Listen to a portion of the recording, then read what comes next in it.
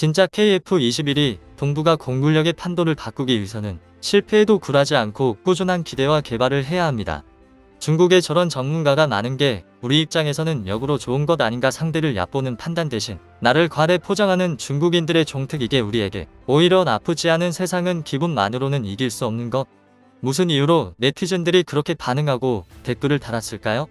한번 같이 봅시다. 4.5세대 전투기로 개발되어 이제 막 초도 비행에 성공한 대한민국의 KF-21 보람에 자타공인 세계 최강의 전투기 미국 F-22 랩터를 상대하겠다는 목표 아래 2017년 실전 배치되어 꾸준히 개량되고 있는 중국의 5세대 전투기 청두 J-20.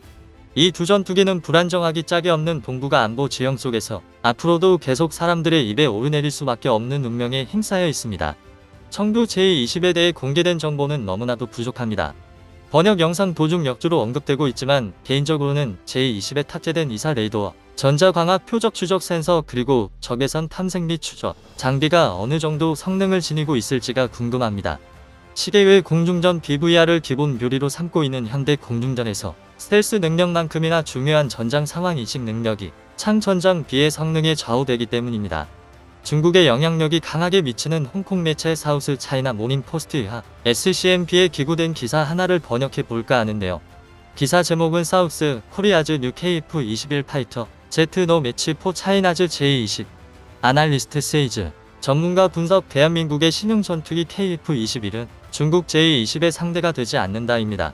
미국의 군사 전문가들도 5세대 스텔스 전투기로 평가하고 있는 중국의 J-20과 비교해 봤을 때 이제 막 초도 비행을 시작한 4.5세대 전투기 KF-21은 여러 부분에서 부족한 면이 많을 수밖에 없습니다. 현 상황에서 KF-21이 중국 J-20을 문제없이 상대할 수 있다고 말한다면 누가 봐도 객관성과 설득력이 떨어지는 이야기가 될 수밖에 없습니다. 그런데도 SCMP는 KF-21 보라매가 아시아 태평양 지역에 대규모로 배치된다면 중국의 심각한 고침거리가 될 수 있다고 전망하고 있는데요. 그 이유는 번역을 마친 뒤 생각해 보기로 하겠습니다. 해외 기사 원문은 노란색 글자로, 제4견이나 역주는 하얀색 글자로 표시됩니다.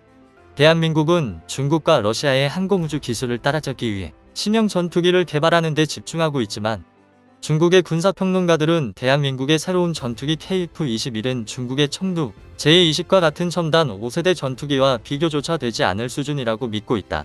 하지만 중국 청두 J-20에 한참 미치지 못하는 능력을 지니고 있음에도 불구하고 만약 KF-21 보라매가 아시아 태평양 지역에 대규모로 배치될 경우 지역 공군력 판도를 송두리째 뒤바꿀 능력을 지니고 있으며 세계 시장에서 중국산 전투기들에 대한 강력한 경쟁자로 등장하게 될 잠재력 또한 지니고 있다고 마카오에 기반 둔 한 군사평론가가 분석했다. 이러한 분석은 지난 7월 19일 화요일 KF-21 보라매 시제기가 대한민국 남부 도시 사천에서 30분간의 시험 비행을 마쳤을 때 나온 것이다.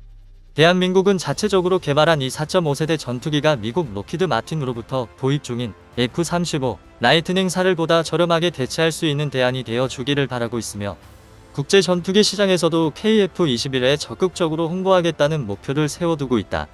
KF-21 보라매를 개발한 한국판 공모주 산업카이는 심지어 이 4.5세대 이마기를 개량하여 최종적으로는 스텔스 이마기로 만들겠다는 업그레이드 계획까지 발표한 상태다. 현재 미국, 중국, 러시아만이 당장이라도 출격할 수 있는 5세대 전투기를 보유하고 있다. 미국의 F-22와 F-35, 중국의 J-20, 그리고 러시아의 수-57이 바로 그 주인공들이다. 이들은 모두 스텔스 기능과 뛰어난 기동성 초음속 순항 기능 및 최첨단 항전 장치들을 결합해 만들어낸 5세대 전투기들이다. 미국의 F-22와 F-35를 제외한 중국의 J-20과 러시아 수-57에 대해서는 아직 알려진 부분이 거의 없어 제대로 평가하기 어려운 것이 사실입니다. 하지만 중국의 J-20은 2017년 실전 배치된 이후 꾸준하게 그 숫자를 늘려 현재 60여 기 정도 배치된 것으로 알려져 있고 동체 전방에 부착된 고도 수평 날개인 카나드가 장착된 설계 때문에 스텔스 성능이 떨어질 것이라는 추측도 있지만 카나드 기체라도 적절하게 설계하면 스텔스 성능 저하를 막을 수 있다는 논문들도 나와 있어 섣부른 판단은 금물이라고 할 수 있습니다. 게다가 F-22 랩터보다도 훨씬 더 큰 덩치를 자랑하는 대형 기종이기 때문에 내부 공간에 많은 여유가 있어 향후 다양한 업그레이드 가능성이 점쳐지고 있습니다. 역주. 모든 5세대 전투기의 핵심적인 특징은 레이디가 반사되는 면적을 최소화하고 스탠스 상태를 유지하는데 최적화된 표면 설계를 지니고 있는 동시에 닿지 않은 무기들을 모두 내부 무장창에 보관한다는 것이다. 비록 KF-21의 공기역학적 설계는 스벨스 전투기의 특징을 상당 부분 받아든 이기는 했지만 그런데도 미티어 메테오 장거리 공대공 미사일사를 모형 4발을 기체 내부가 아닌 외부로 돌출된 반매립형 하드포인트에 장착하고 시험 비행에 임했다는 대목에서 KF-21 보라매의 스텔스 성능은 매우 제한적인 것이라는 사실을 알 수 있다. KF-21에 장착된 미국산 엔진 F414G400K 역시 5세대 전투기로 인정받기 위해 필수적으로 요구되는 수준의 기동성과 초음속 순항 슈퍼크루징을 실현할 수 있을 만큼 충분한 동력을 낼 수 없다는 점에서 분명한 단점으로 지적된다.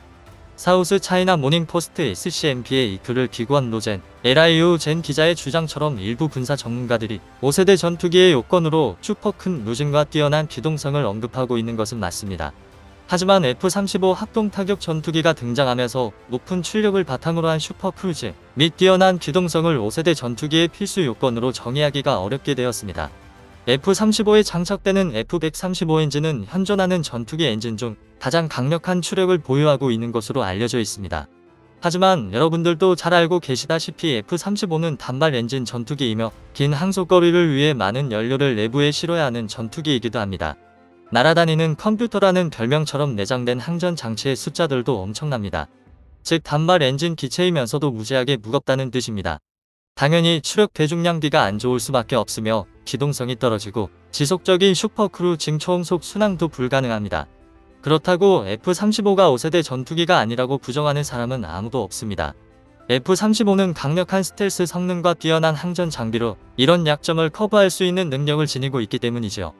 최근 군사 전문가들이 5세대 전투기의 핵심 요소로 언급하고 있는 것은 우수한 스텔스 성능과 전장 상황을 빠르게 인식할 수 있는 이사 레이더나 이츠 같은 뛰어난 항전 장비, 그리고 강력한 보안 능력을 지니고 있는 지향성 데이터 링크 매들입니다.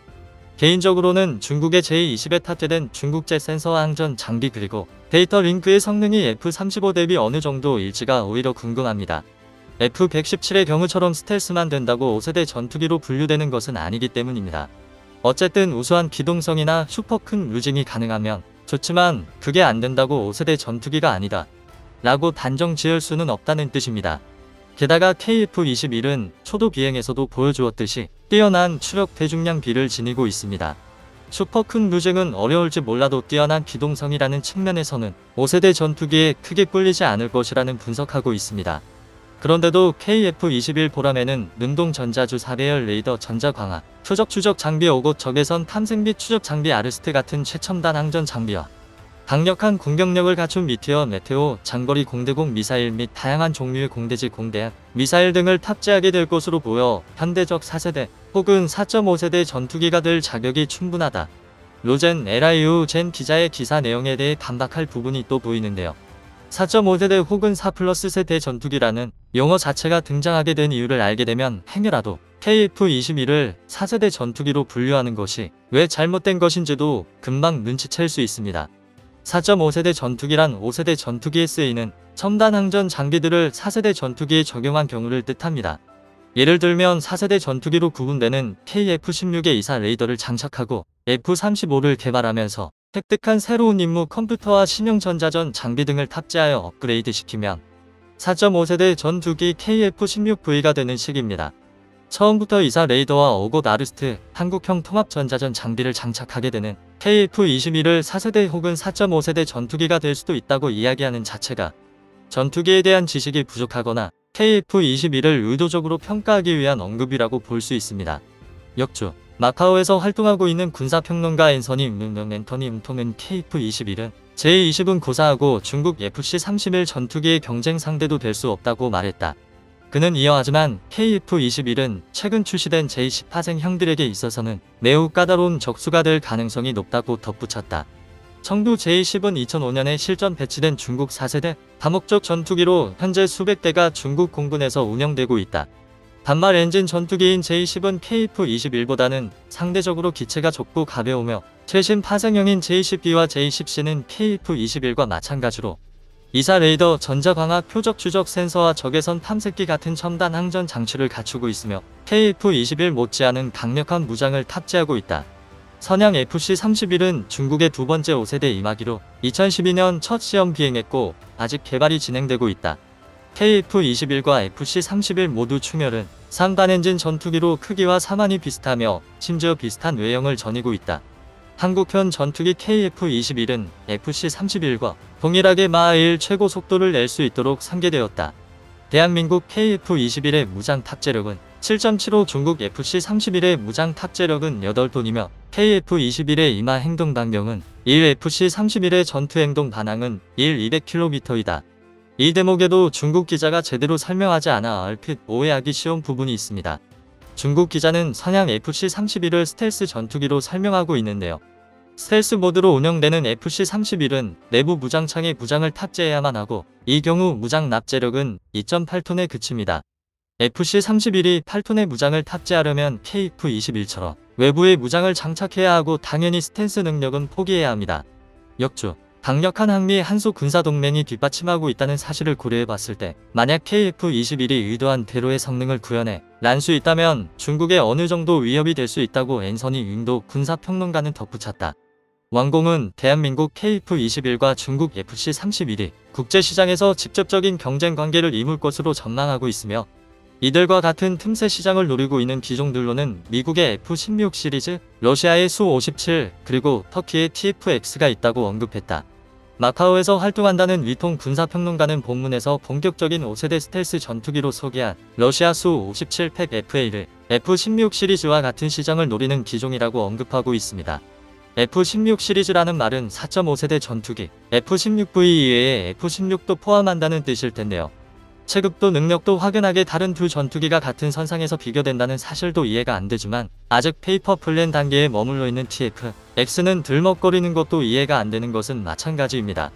그런 식으로 말한다면 인도의 엠카도 언급이 되어야 하는데 중국의 암석인 인도의 페이퍼 임하기까지는 언급하기가 싫었던 모양입니다.